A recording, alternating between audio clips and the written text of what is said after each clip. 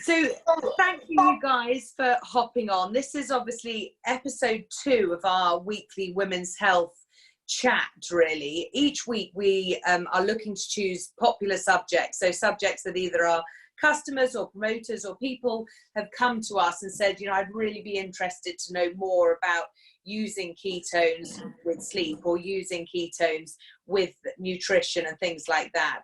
So today we're going to be discussing nutrition and fasting.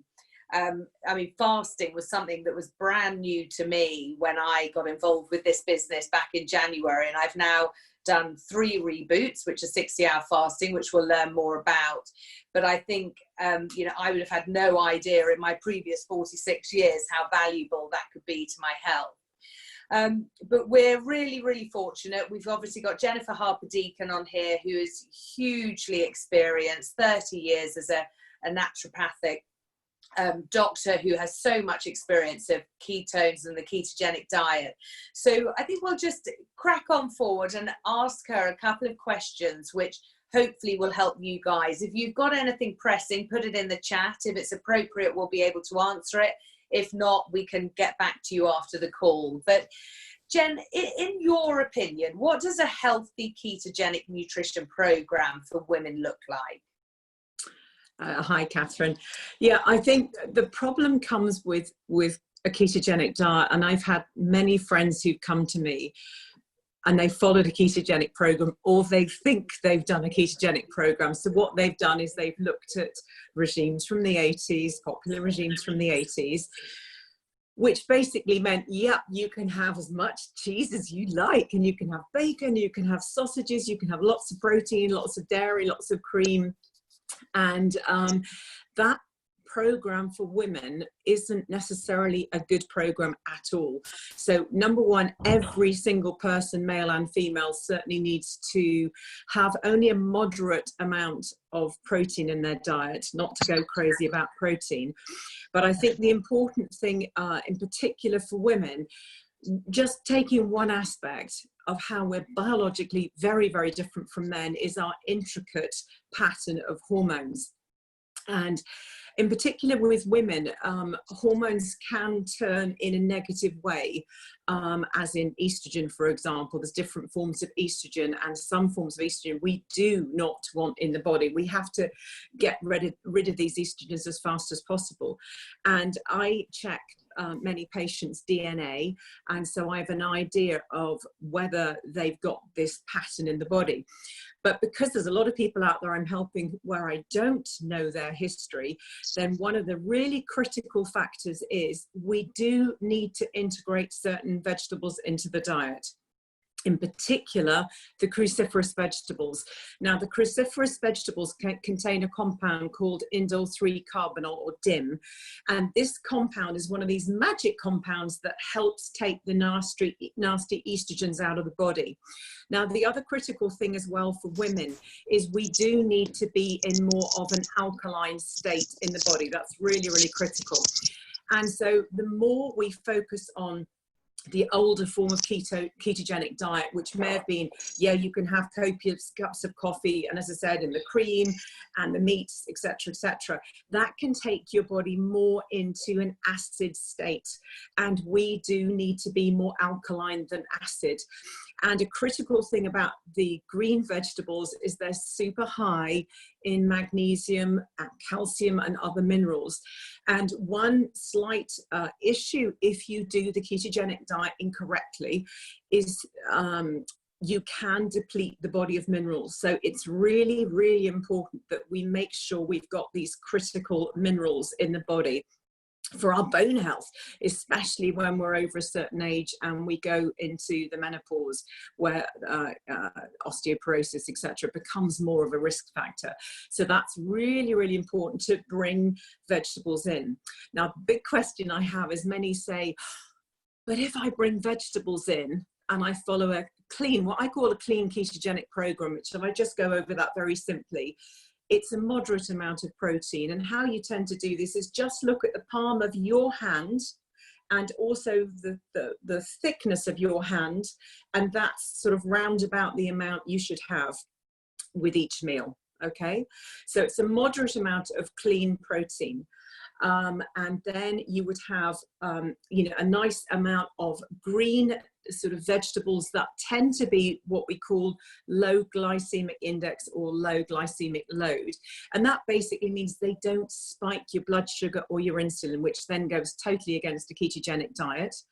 And then we bring in the healthy fats, you know, it can be animal fats like grass-fed butter, olive oil, coconut oil, MCT oil, which is the extracted from coconut oil, and that's a more powerful form of the medium chain triglyceride. So those kinds of oils in. But women get worried because they say, I can't stay in ketosis if I start bringing a lot more vegetables into the diet. And this is where with women, when our bodies get more stuck, we have to use biohacking techniques. So there's 3 techniques I want to mention today, along with this, you know, this clean keto, is MCT oil, which I've mentioned before. The C8 is the particularly relevant one for women if you're stuck on the weight gain side and you can't lose fat. That's particularly powerful. Fasting, but we're going to talk about the pros and cons of fasting for women in a minute. And then finally, we have now the ability to drink ketones, to drink bioidentical ketones that will take our body into this magical state of ketosis in under the hour. So this is now our magic weapon. And even vegans and vegetarians trying to follow a moderated form of a ketogenic diet find it impossible to get into ketosis. And as I said, this is where we integrate hacks like raising your blood by drinking the ketones, the water-soluble ketones that we probably are all accustomed to now. And the MCT is a different route into the body. That's an oil, but the oil goes into the body and simply your body then makes its own ketones from that particular oil. And then another hack, which we'll go on to in a moment, is actually fasting and how we can integrate fasting just to really stimulate the body into a space of repair and renewal, and also to move you off a plateau if your body's just become stuck. That sounds fantastic. And I remember, you know, Jennifer tried to talk me through a keto diet when I went on my own health journey. And, you know, I wasn't very terribly good at it at all, but I hope I'm getting better and better. But, you know, just by her introducing me to ketones and being able to do the hack that she just talked about, is just a phenomenal thing to be able to do. But you touched on fasting, and obviously how much fasting can help us, but how do you get started? You know, people think fasting, let's just starve ourselves. What do you mean by fasting? Well, I think again you're a classic example, if you don't mind referring back to your story of how ketones were such an incredible hack for you, because some people mentally, as you said, approach fasting by the idea of, oh, I can't eat. And there's a lot of psychology around food. And that's actually one thing I would say. There are certain demographics who shouldn't fast, women who are pregnant, breastfeeding, women with eating disorders. I would really encourage women with eating disorders not to do fasting until they've had a little bit more psychological support, no matter how beneficial it is for the body. But the exciting thing about the ketones is because the ketones naturally help to drop our blood sugar and help with cravings, that window of fasting. So to me, intermittent fasting can simply start by a window of time when you're not eating. It doesn't have to be anything like some of the old naturopathic fasts or the water fast that may be 3 days straight off the bat. And in fact, I actually disagree with those very strongly in the early stages with women, because if you have a woman who's got autoimmune, perhaps a thyroid disorder, it's quite toxic. Perhaps the diet hasn't been great for many, many years. I always used to describe it as a pendulum swing. You're on one side balance is in the middle, and you're swinging right past any healthy eating habits, going right the way to the other side.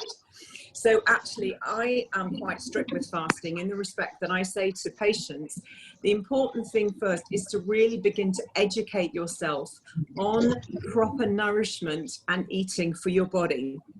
And for women, sometimes a simple thing is just literally saying, okay, can you time each night, preferably each night, if you can do this every night, when you finish eating your evening meal. So if you finish eating your evening meal, I don't want you to have anything else overnight apart from water.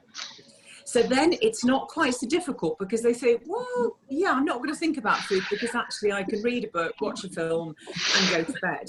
So that's the first way of starting, in particular for women. Is, I think someone's not on mute. Can someone just check their screens? Bottom left hand, you'll just need to tick on the microphone, get it red. So I think the next thing, as I said, you start with just simply 12 hours. That's all you need to start with, okay? And then you can start increasing that window. So you could maybe begin to think, okay, I will take my eating window back a little bit to 6 o'clock in the evening, and then I will start my breakfast at 8 o'clock in the morning. And so then what we're also trying to do is have a window of eating in the day. This is the most effective way of doing intermittent fasting, is a window. It's known as it's like a timed, I think it's called timed restricted eating, where you've just got a window of eating in the day. So that can be a really good change, even if people don't want to be too strict on a keto diet, is just lower your carbohydrates and try to restrict your eating, even just like our ancestors did. They just ate in waking hours. And then as you become more accustomed to this, we can build, you know, that longer period of a fasting window between your evening meal and what time you have breakfast in the morning. And then with women, I often then say, okay, do you think you're ready now for a 24-hour fast? Or at least begin to break them into that, where you start one evening and go on as long as you can in the day. Okay, now quite a few fasting experts say that, number one, you should always check with a medical practitioner before you do it. And I would say that certainly if there's any medicines being taken or there's any risk with your health and you're not sure. But I think the important thing to realize is that we have this wonderful phrase about fasting that, oh, my body's in a healing crisis. I'm feeling really grotty. I've got a violent headache. This must be so good for me. And I remember years ago, I spoke at a naturopathic conference, and a very famous naturopath, British naturopath, said, and I agreed with him, there is nothing healing about a healing crisis. Your body's in a crisis. So in an ideal sense, you need to build your body up to that stage where you can begin to do more and more fasting without having toxic side effects. So some of the experts in fasting, like Dr. Jason Fung, he says, if you start to feel really toxic and ill, actually you should stop fasting and just put it to bed for that time, and then you try again. Because when we look historically or traditionally, as naturopaths used to suggest fasting, our environment alone has changed so much. Even simply drinking from plastic, you know, again, we've got the xenoestrogens in our body disrupting our hormones and many other things. We are surrounded now by toxins. So to me, it's better to do gentle and realize this isn't a sprint, but actually I'm really prepared and committed to make simple changes to my diet, and then to begin to integrate a sensible fasting program, one at my own pace, that I feel actually really well, and that I enter this fasting state with a really positive attitude of thinking, this is exciting. My body is going to rest its digestion. I'm going to renew cells. I'm going to renew my energy, instead of going into it with a sense of lack and, oh, I can't eat this for this amount of time. Enter it with a great sort of attitude of positivity, and that you're giving your body this incredible blessing, you know, where you'll take it into this space called autophagy, where your body just starts to heal itself and clear away what it doesn't need, which is just an extraordinary biological process.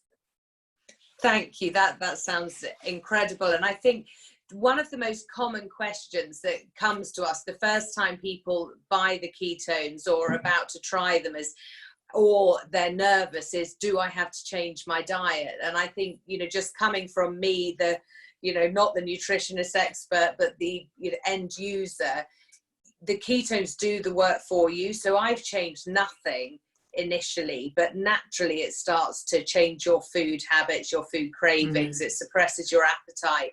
So I think it's a really key message to people, because we're so fortunate to have a product that can biohack our bodies in that way, and it's better to get started than not at all.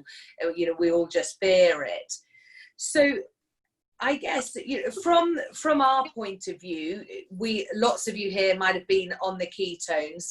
Proven also do a 60-hour reboot, which is all the fasting mechanisms within that Jennifer's kind of touched on. So if you do want to know more about that, I think when we go into these periods, or if we decide to do a 60-hour reboot, it's so beneficial to do it as a team or a group of people just supporting each other through that time. So do get back to the person that invited you on this call if you want to, you know, give that a go, because I think for first timers, I know for me, you know, the ketones really supported that, without a doubt.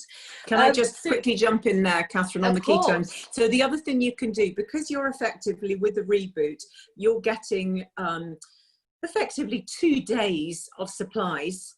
So I've had quite a few people just saying, I don't think I can do 60 hours. And that's absolutely fine. But what you can do then is just split your pack, so that you start, it always starts on a Sunday evening. So you start one Sunday evening, and then you do the Monday, as long as you can through the Monday, just go as long as you can. And then again, if for a medical condition or you're not used to fasting and you feel ill, then you can just maybe finish in the evening, but then you've got the other half to do the following week or in a fortnight's time. So that's the other thing I think it's important to say. Not everybody can do the 60 hours to begin with, so we can do a modification on that, and so you can just do half a day or a day, but then you've got the tools to keep going back and using it on another occasion. So don't let the 60 hours put you off at all. And it starts next week, this time next week. We should have been talking about it next week as well, but I'm sure we will be if we're feeling slightly grotty. Well, I think, you know, Jennifer, you've given us so much, dare I use the word, food for thought there. But it's really important that you know, these calls are recorded. They're there for you to be able to use and refer back to, because there'll be certain ideas that Jennifer gave you and you can't take it all down at once. I wanted to let you know, many of you might have joined it already, but last week we also set up a Facebook page which is called the Ketone Education Squad. So whoever invited you on this call can invite you into that Facebook page. And I think what will be useful for you is it's going to have all these different recordings that you'll have either listened to or hope to listen to but happen to miss. And then any subject that might be of interest for you, be it nutrition, be it sleep, be it mood, be it energy, they will all be covered over the coming months. And it's going to be a great central resource for you, because we're here today, you know, the likes of Jennifer and I sharing the ketone conversation, but it's not going to stop there. The work, ketones are going to be with us as a major part of our lives for at least the next 10 years before they move on to the next thing. But we want you to share this, share it with your family, with your friends. Since I've started in the business, there's not been a single person that I haven't been able to share this with for one benefit or another. So, you know, again, if you want more information, get back to who invited you on the call. But, you know, we look forward to seeing you again next week. And next week is going to be focused around sleep. It's an incredible story of an incredible woman who literally had not slept for some 10 plus years. So I hope you'll all be able to join us again next week too. But Jennifer, thank you so much for all your knowledge and insight. And, you know, we'll see you next week. Pleasure. Take care, everybody. Thank you. Bye-bye. Thank you.